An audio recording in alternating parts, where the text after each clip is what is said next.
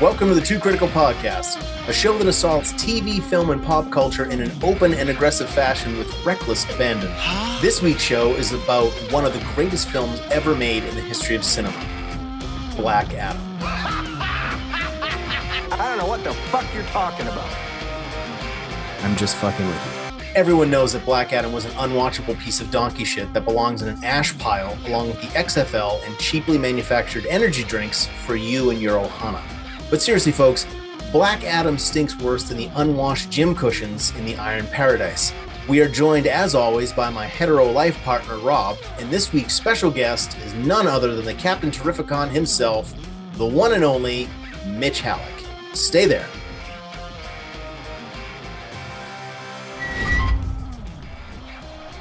There's no one on this planet that can stop me. We should talk. Go fuck yourself. The hierarchy of power in the DC universe is about to change. Shut the fuck up, okay? Shut the fuck up! Disappointing. Hello there. Don't get me started again, Dodo. One man, one vote. Why don't we go down to the pistol range and squeeze off a few rounds, let the guns do the worrying. I think this one's loaded. I will waste you! Can I have the gun? He has two looks the entire time. She's huffing spray paint, man. My erections are fantastic. Oh, they're gonna fuck shit up.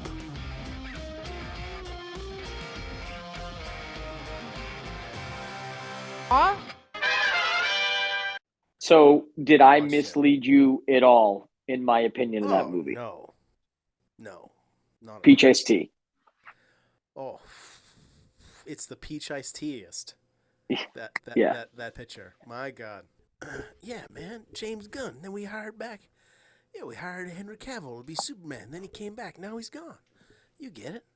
It's a three-step process. A three-step process of making movies. One. Come on, man. Warner Brothers. Two. The Thing. Three. Henry Cavill's gone. Come on, man. Discovery. Yeah.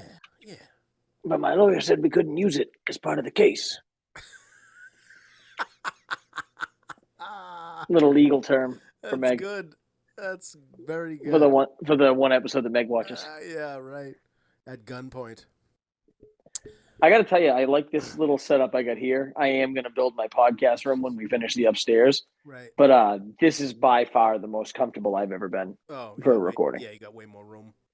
No fucking. Well, that and I'm just at your feet. The couch that I'm sitting. Yeah, there's no gym in front of me. The couch that I'm sitting in is significantly more comfortable. Perfect. So, got my FDR blanket. Real quick, if we're not going to do the whole thing with him, just give me your 2-minute review of Black Adam. Disappointing.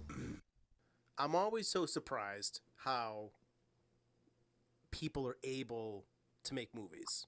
I'm always so surprised because, when you're shooting a movie, when you're looking at the actual human beings that are saying their lines, it's usually very uncomfortable because once it's put through the camera, it always looks so much better and different when you see like the final product, right? It looks professional. When you see two people just doing dialogue and you're watching it with your human eyes, it's very different.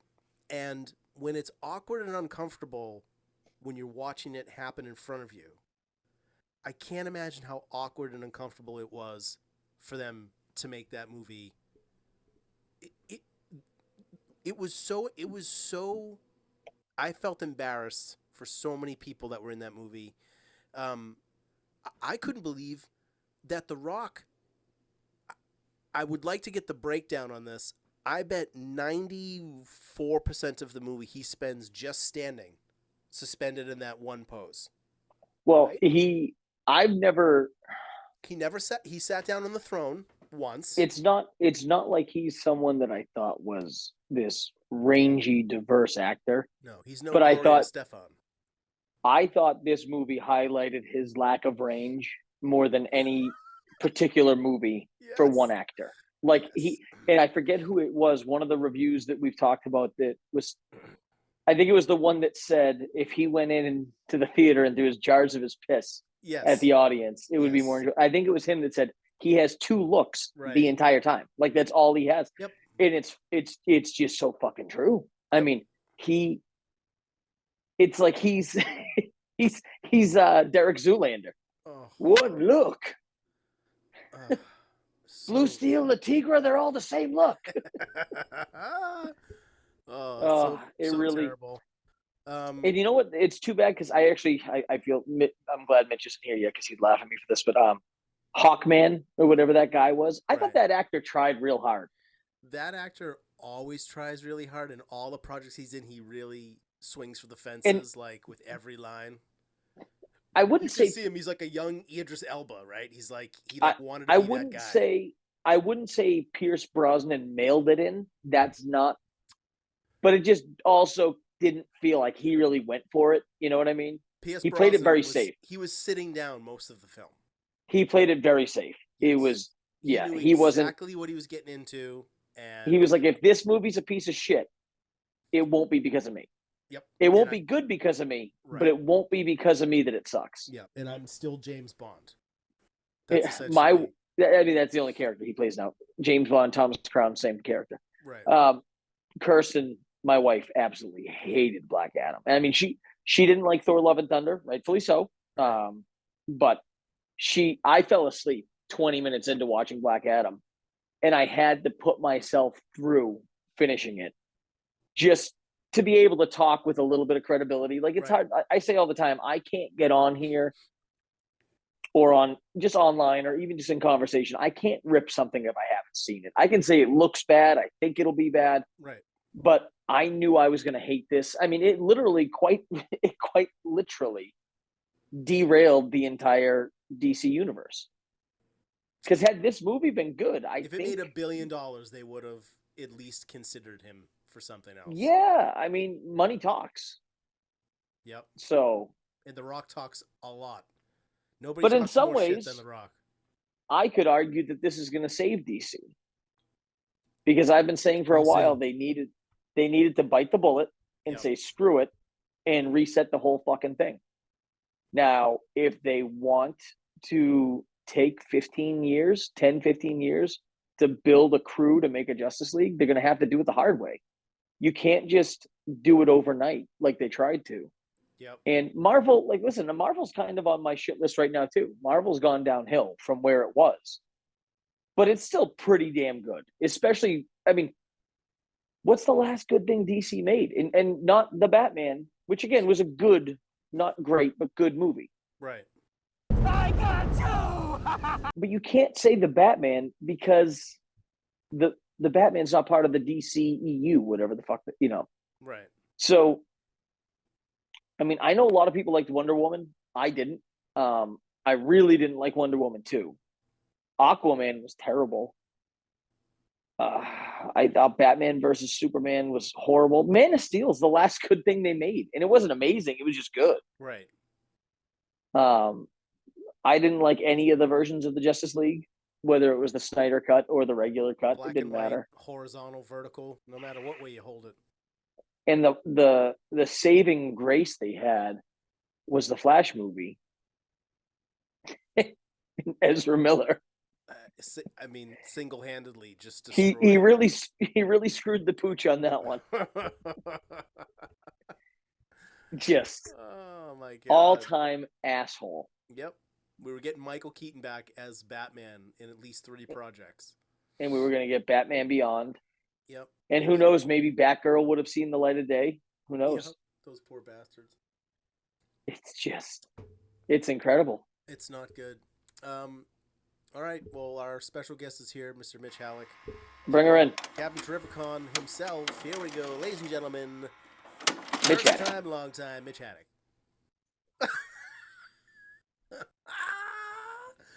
What's happening, E? Hey, man. Hey, man. How you doing? I don't know, man. What's up with Santa? My wife, man, she was just in the garage there spraying some kind of like glossy paint stuff, man. I'm high as a freaking kite on lithium, man. There's fumes in here. Sharon's out there huffing. I don't know what's happening. She's huffing spray paint, man. Yeah, I come She's downstairs. having a double Don Julio margarita, extra like, lift, $2. Man, it smells like Michael Rooker's basement in here, man. Every day she puts 2 coats of clear sealant on baby Jesus on the front lawn. She died. I went upstairs. I said, "What the hell's going on?" I thought there was like a petroleum, like there was a leak of something down here. But she says, "Oh no, that was me." Exxon Valdez down here, man. Come on, man. Come on, man. Come on. Get me some Dawn. I gotta get this oil off these duckies. Come on. That's right. Save the environments. That's right. That's right. What's going on, Captain Mitch? Nothing. Nothing. Great. I just wanted to be all over in a fiery explosion like a space shuttle, man. Want to go down in flames. I had like some the DC universe. So, Mitch, I had the pleasure last night of watching Black Adam. Oh, I got stories. I told him he had to watch it. I told him he had to watch it. I could tell you some stories off camera, boys, but I can't tell you on camera. But anyway, we could hint at some stuff. You can tell me what you thought went wrong, and I can go. Everything. No, not this. Not right. No, Yeah. that's a different story. That's Pierce Brosnan thought he was playing James Bond still. Okay. The Rock only has 2 looks. Yep. You know what I thought was I amazing, can too? squint this way, or I can squint. I just wish we could have seen that kid skateboard down the street more. That would have been How would a you real like thrill for me. How would you like to have sat next to that kid and his brother and his mother for 2.5 hours in the movie theater right next to you when you're like, what's happening? And then you look over and he's looking at you and Oh my goodness. Wait, I fell asleep on my first That viewing. was the kid you were sitting next to? that's the kid I had to sit next to. Oh my The whole movie. Mitch, I want to take a bat to that kid's head Right? for the first 30 fucking seconds. Exact. And the funny thing is, he's grown like about a foot taller since they filmed that, because they might have filmed that in 19. The Rock gave him HGH. I get it. Yeah. Pretty much. So he's there, but he looks the same in the face, but he's like about a foot taller. So it's kind of awkward. You're like, wow, maybe you grew as an actor. No. What about We don't need to. I don't want to talk too long about Black Adam here because it's not worth our time. But I'll let the two of you go for a little bit. But No. Go ahead. It's so fucking bad. It was so bad. Here's why. Here's why. And I'm not talking out of school here, but you guys can probably figure this out. Do you think anybody can tell Dwayne Johnson what to do? No. No. That's one thing that went wrong in the whole Yeah, production. He's got a power trip problem. He thinks he's the smartest person in every room he's ever been in. Now Tom loves Dwayne. Tom was getting in my face a bit because we were discussing the James Gunn Cavill thing. Now listen, you know who called Cavill up and said, "Come on in, you could be Superman in my movie"? Do you think Warner Brothers did that, knowing Rock that they did. were going to The have Rock new did. management coming in? No, The Rock did that. Yeah. And because he doesn't take no for an answer. He does what he wants to do. So Cavill comes in. The Rock's like, "Hey, don't worry about it. I'm the guy now." When he's not the guy. But So the- Cavill but the is studio basically a still nice agreed- guy, the goes studio along. still He's a agreed to team put him player. in the movie. He's a team player. And then, everyone's like, "Hey, he's back." And you know how Rock was doing all those interviews? Ready? Here it is. DC fandom, welcome home. Yeah. You can thank Oh, me. I Thank loved me. when he was saying about how the power is about to shift in the Yeah. cinematic world. Yeah. Black Adam. Black Adam. Black Adam. The hierarchy in the DC universe is about to change. Blah, blah. Been hearing that for 6 years, it feels like. The hierarchy of power in the DC universe is about to change. The hierarchy of power in the DC universe is about to change. The hierarchy of power in the DC universe is about to change. Things will never be the same because the hierarchy of power in the DC universe is about to change. Shut up! No one wants to see Black Adam. Black Adam. No one ever wanted to see Black Adam. In his head. Kevin It was about Kevin Feige probably has never laughed so hard in his life as Yeah. he did leaving that fucking theater. He's It in was like he's in he was- several interviews comparing himself to Kevin Feige. Oh my God. Kevin Feige was probably Ray Liotta from Goodfellas with the It's like- fucking hysterical fucking laughing. Like, It's like- he's probably it's- looking back and forth with people from Disney. Like, can you fucking believe they thought this was I going to can't scare believe us? It's like what's this Poe Dameron guy? It's like Oscar Isaac thinking, Oscar Isaac. Moon Yeah, Knight, I run yeah. Star Wars now. It'd be like, "You're welcome. Ugh. Wait till you see number 3." I did that. And they're like, who? No, let's put it in perspective. You're an actor. You're not a movie producer. You're not the head of a studio. You're just a glorified actor. That's all. I just feel bad that Cavill is so good as Superman, and he did everything he could, including leaving The Witcher to return as Superman, and now it's blowing up. I mean, and the sad thing is, we were talking about this briefly before you came on. So, ironically enough, The Rock was kind of hinting at that, like he was going to save the DC universe. That's what he kept saying. I actually think he did, because it was so bad that they're finally going to pull the plug, blow it up, and start over. And that is what needs to be done at this point. No, absolutely. You're right. But it's just he didn't do it the way that he intended. No, the way he went about it was kind of screwed up. It's like, we're gonna have a losing season so I can get rid of the whole team and the coach. Then we'll bring in the good players, and then we'll win the Super Bowl. It's like, okay, I guess that's cool. Like the guys that wanted to build a park in New York City, and then they took flying lessons in Florida, but didn't bother how to land. Yeah, well, the less said, the better. And the funny thing is, I told you I had to go along and say.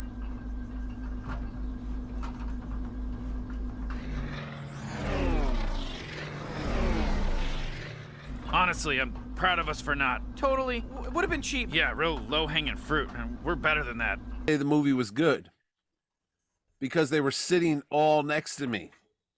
That is hard. And it was like, and Ordway's kicking me. He's like, you got to clap. I'm like, I don't want to clap. It wasn't good. He goes, no, they're sitting here. It's rude not to clap. So I clapped, and then we went outside and ripped it to shreds.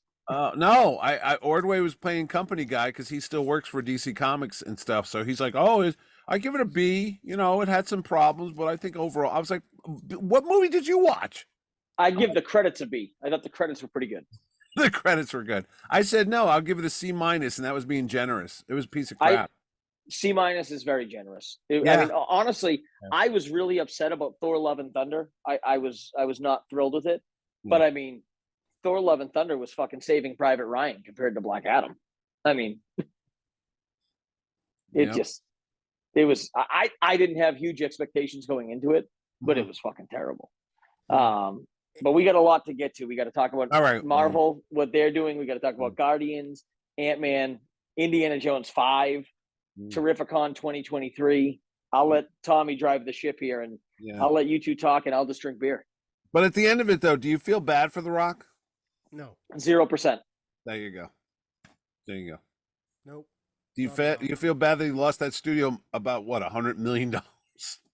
No, not at all. Like, I felt bad for Will Smith for obviously this is pre all of this, but I felt bad for Will Smith for the Suicide Squad, because I actually thought he was good in it, and I thought he tried really hard.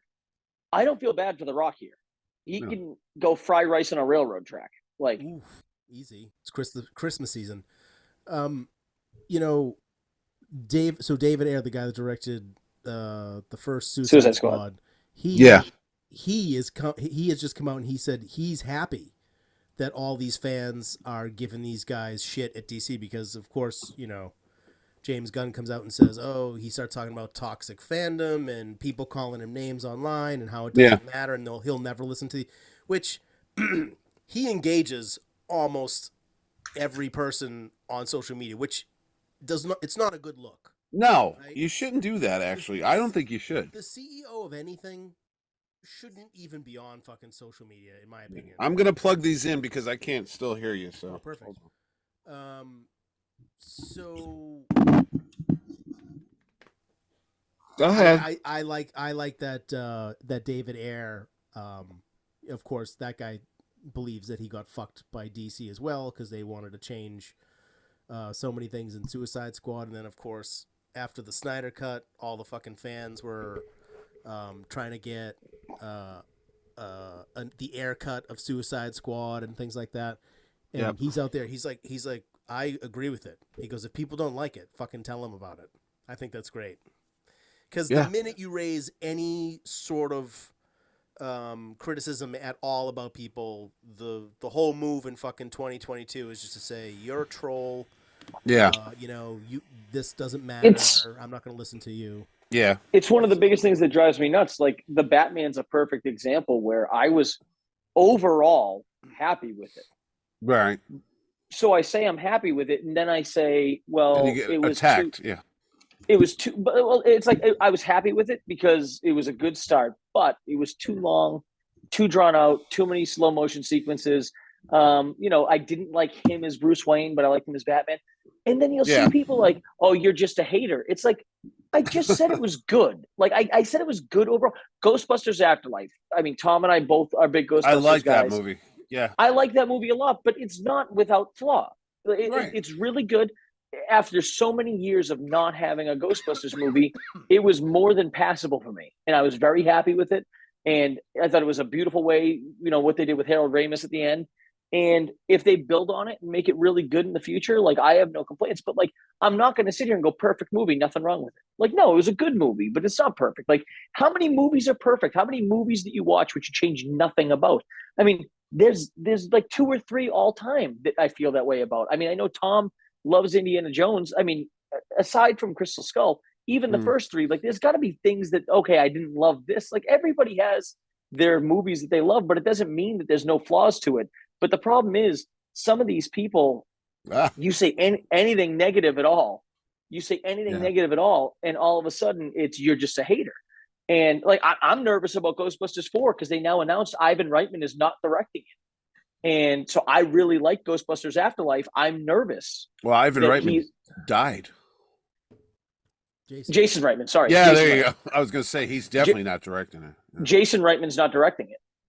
Oh, well, no. So I'm a little nervous about that. It's kind of like Spielberg not directing Indy 5, although after Indy 4, maybe it's a good thing. Yeah. So I was telling my friend Jerry Ordway today at lunch, because he's a big Twitter guy, and he goes on about that. And I said, do you know that in the big spectrum of the 8 billion people who live on the earth, the amount of people that are actually on Twitter is kind of like that compared to the whole world? It's not like the world, but when you're in there, you think it's the world. You get sucked into the matrix and you think it's the biggest thing going. And then you wonder how much influence these people have on the real world, because how could a movie make $1 billion at the box office and then you say, well, it's got like a negative whatever 2,000 on Rotten Tomatoes or some stuff like that? Well, how much power do these things have? Like you say you like the movie, but then everyone's calling you a hater.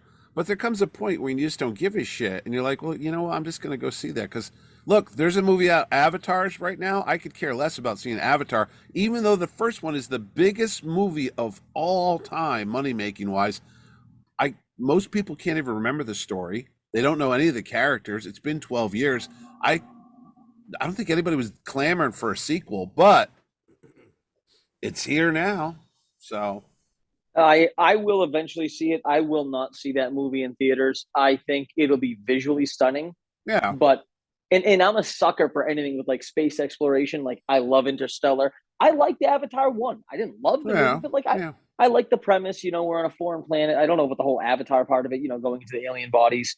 But James Cameron he's turned me off so much. Yeah, with the way he talks and his behavior now. He's an arrogant asshole. Yeah, same thing. Yeah, I'm hoping he stumbles just to show him up a bit. It's like, really?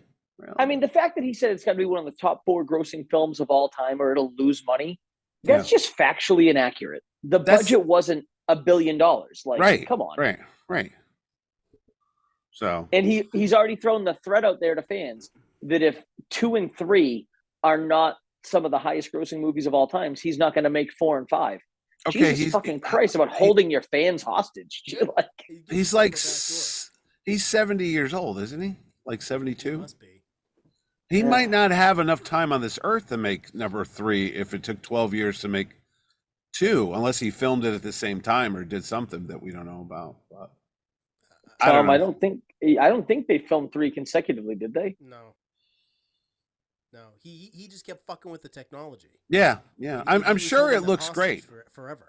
I'm sure I have no doubt it looks great. It's probably going to win every Oscar for visual George effects. R. Martin of directing. Right. I get new pages coming next week. Yeah, but the visual effect awards, like nerds like us like it, but the whole world, this best cinematography, best sound editing, Those are the awards they give out that people are going to the bathroom or changing channels or like. That's oh, the shit that Attack of the Clones won. Exactly. Yeah, winner of 12 Academy Awards. Yeah. Really? Which ones? Right. Oh, best sound editing, and you're like, oh, okay. Ben Burt. Yeah, I'm the same guy. It's great. I mean, it's good for Mr. Burt, but nobody cares. Right. So. Yeah. But so analogy was, how much people care about all this stuff that they rip shit apart. How much power do they have, Rob? Can they sink a movie? Yeah. I mean, I think Avatar. It sounds like the opening weekend was so good that it's going to be fine. Yeah, it wasn't the best though. I mean, Thor and Doctor Strange made more money, so. And Doctor Strange, I like. Thor: Love and Thunder was a huge letdown for me. Yeah, we know. All right, so what about Indiana Jones 5? It was no Eternals. Let's go there. If you really. Oh boy. Indiana Jones 5. I watched the trailer again tonight before the show because I rev myself up now watching that trailer. Get all worked up. Yeah, I do. I get all lathered up. I go, oh look, he's back. He's a big Sala fan. He's happy Sala's back. I love Sala. John Rhys Davies. Oh, one night with that man. I'd be the best. I'd be the best digger in all in his pants. I'd wear his fez anytime. Right. Oh man, those camels.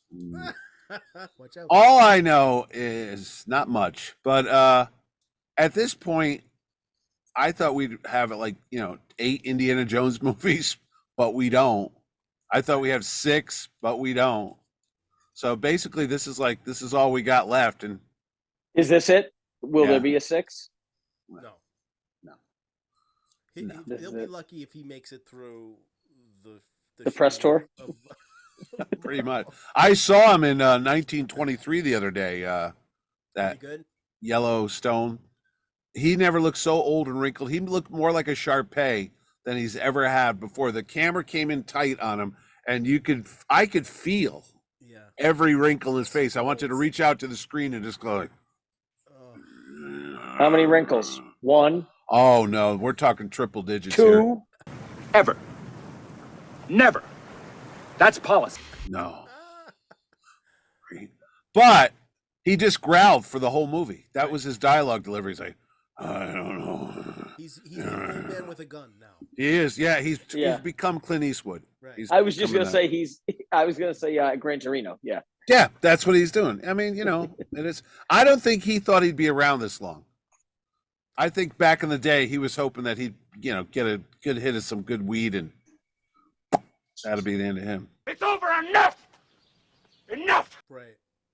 I mean, look at him in the 80s. He was riding this sucker. He was like, I'm in one hit after another. Then the 90s came, and then the breaks hit, and then he had movies like Hollywood Homicide and 6 Days and 7 Nights and K9 Widowmaker, and the hits kept coming. What was the movie with him and Brad Pitt, Devil's Own? Paul Bettany. Oh, with the dog? Firewall. That was one of the worst movies. They kidnapped the dog. That's how they found out, because they were tracking the dog's the funniest collar. part of the movie is that he had one stunt. He has to jump into the window of the house, and he jumps on Paul Bettany's back. Yeah. And Paul Bettany talked for about 10 minutes, like behind the scenes, about how he did that stunt. About how Harrison Ford jumped through the window. That's the only stunt he did in the whole fucking movie. Yeah. He's a regular Tom Cruise. Oh my god! Oh, which is amazing, because how many hours did he have on a motorcycle? Over 11,000 hours, right? On that fucking. Harrison Ford or no Cruise? Tom Cruise. Oh yeah. They built him. Yeah. Yep. And it said over 11,000 hours. Yeah. On that fucking course. Yeah. Did you see the computers involved in him? The math, figuring out where to put the cameras. Did you see the final drone shot? How close that was to his face when he ripped that fucking chute open? There is no one I have ever, at one point in time, disliked that I like and respect more now than I do Tom Cruise. 100%. It's weird. Better. He gets a lot of hate, and I don't know if it's because of his religious beliefs or. For me, it was the Scientology and Katie Scientologies. Yeah. He'll never see his family again. That's all that stuff. Yeah, I know, but again, that's God damn it, that's personal hit shit. After hit But yeah, hit but after hit. movie wise, it's like Babe Ruth. He's syphilis, he's drinking, he's horde chasing, he's probably betting on himself. We don't know. Right. But he gets out there and he fucking points and hits a home run and the ball's there. You're like, holy shit, you don't give a crap, you know? And that's what the weird thing is about it. It's like Tom Cruise. I have people going, oh, I can't go see that because, you know, it's Tom Cruise. I go, well, you're an idiot then, because for $12, you're going to get 2 hours of fucking edge of your seat entertainment. Not for nothing. Top Gun Maverick was incredible. Yep. Yeah. Yeah. I hope he destroys at the fucking Oscars. Dead Reckoning, honestly, is that's the next Mission Impossible. Oh! I thought you meant the old, like, wasn't that an old movie by Peter Jackson? Maybe, I don't know. With Nicole Kidman when they were on the Dead Calm. They were on a boat. Yeah. So, Dead Reckoning Part 1 is by far the most I've ever looked forward to a Tom Cruise or Mission Impossible movie, and I think the trailer looks awesome. Yeah, because I don't like all those Mission Impossibles. I mean, the first couple, I was like, everything since 3. Yeah. Everything after 3 has been great. I love Rogue Nation. I love Ghost Protocol. I love Fallout. I think they've been getting better and better and better. They have been. And in this trailer, even before I saw that featurette showing all the stuff with Cruise, I saw that trailer. I called Tom. I'm like, did you see the trailer for this yet? Like, this looks fucking incredible. Yeah. Yeah. And Haley Atwell's in it. Yeah. But if you told me 10 years ago I was going to be like a fan of Tom Cruise, I honestly think it's sometime around when he did Tropic Thunder too. Yeah. I feel like that kind of like showed he does have a sense of humor. Yeah. And then after that, like, what's the worst movie he's done? I mean, probably The Mummy. But other than The Mummy, I mean, oh yeah, that was bad. Edge of Tomorrow with Emily Blunt. I mean, no, that just had a bad title. No, I know. I'm saying that's what I'm saying. I'm saying every movie is just a hit after a hit, and even the ones that I maybe didn't love. The Reacher. I was going to say the Reacher movie, and then what was the one where there were aliens? Not Mission. War of the Worlds. War of the Worlds. It wasn't a great movie, but it's not like dog. It's not dog shit. It was entertaining. You got Spielberg in there, for God's sakes. I mean, they filmed it right over here in Waterbury, Connecticut. But I hear they have good pizza in Connecticut. Yeah, I've heard that. Yeah. Yeah. All right. Yeah, we gotta wrap this up. All right. Goodbye. Merry Christmas. Happy New Year, buddy. Happy holidays. Baby Yoda says Merry Christmas back there. Love to Sharon and Harley. Yep. Yes, and everyone else, and to you and yours. And Rob, stop getting sick over there, for God's sakes. I was sick once. He's the one that's. Oh no, I meant Tom. I'm looking at you. You had the flu last week. Now he's got COVID at the house. Yeah. That's crazy shit. Yeah. Christmas all right. is canceled. I'm gonna go upstairs and watch the murder thing. Yeah, you're gonna like it. It's not a great show. It's just super entertaining. Oh well, okay then. Why bother? Well, no, it's a comedy. It's an ad lib. Like, it's not like great theater, but it's just very entertaining. It's probably better than this. Oh, no doubt. And at 2.5 hours, I could have finished the whole thing, right? It's true. Yeah, it's like Yeah. What did I choose to do? So much better. Cut it out. Oh, come on now. Cut it out. All right, Mitch. We will talk to you soon. Not really. All right, man. Bye-bye. You'll see this next May. Goodbye. Bye. And here it is. Your moment is in. Rob Liefeld, creator of Deadpool, said it best in a recent tweet. He said, quote, "Been reading comics for 48 years. Black Adam had no significant presence or stature in DC's history prior to The Rock turning his gaze on him. Not a criticism, a simple fact." To suggest that Black Adam is worthy of his own movie, and to suggest that having him as a villain in a Shazam movie, which is what he was originally intended to be, is somehow a disservice to that character is a complete crock of shit to me. Nobody would have batted an eye if this character was the villain in that first Shazam movie. And I don't give a fuck if The Rock was playing him or not. I don't give a fuck. It's really starting to feel like most film companies who create comic book movies don't understand what a villain actually is. Most times, we don't need to know a lot about them. We don't need to sympathize with them. And we certainly don't need to root for them. Villains are designed to be foils, to create conflict for the hero to deal with. We need to stop trying to turn them into something that they are not. And for the love of God, stop giving them redemption stories. It's a stupid trend that needs to die a miserable fucking death. Game over, man. It's game over. What the fuck are are we gonna do now? The DCEU is in complete shambles right now, and I don't think there's any way around that. Aquaman is going to be a climate change activist, apparently. The Flash actor needs to be in jail. Black Adam isn't interesting enough to carry a movie or be the lead villain moving forward. Batgirl is cancelled, and oh, by the way, Shazam 2 is on the way, and I could give two fucks about that movie either. Give me Superman, give me Batman, give me Wonder Woman. Hell, I would even take Green Lantern at this point. Make movies about characters that people actually give a shit about, and then maybe those audience test score numbers won't be so low. We sincerely hope you enjoy the program. Please check us out where all podcasts are sold, and check out our YouTube channel as well. Thank you for listening, and thank you for your support. If you don't like the show, go fuck yourself.